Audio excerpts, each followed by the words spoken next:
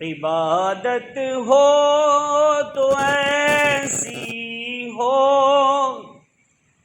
تلاوت ہو تو ایسی ہو،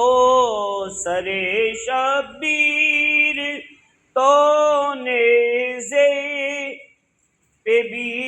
قرآن سناتا ہے۔ جب یزیدیوں نے امام علی مقام امام حسین رضی اللہ تعالیٰ عنہ کے سر انور کو نیزے سے اتار کر ابن زیاد بد نہاد کے محل میں داخل کیا تو آپ رضی اللہ تعالیٰ عنہ کے مقدس ہونٹ ہل رہے تھے اور زبان اقدس پر پارہ نمبر 13 سورۃ ابراہیم کی آیت نمبر 42 کی تلاوت تھی، وَلَا تَحْسَبَنَّ اللَّهَ غَافِلًا عَمَّا يَعْمَلُ الظَّالِمُونَ،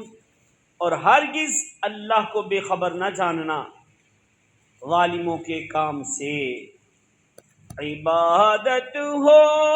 تو ایسی ہو، تلاوت ہو تو ایسی ہو، سرے شبیر تو نیزے پہ بھی قرآن سناتا